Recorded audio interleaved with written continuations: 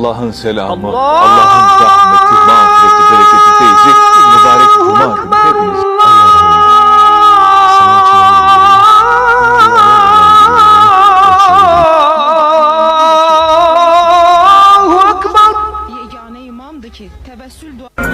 Ne güzel gün bugün, bu müteber gün için cümleniz mübarek.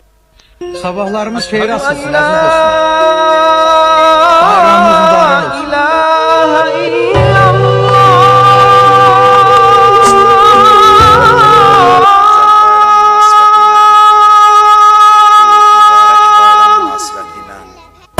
Kardeş seni bəxşedən Tanrıya qurban olur.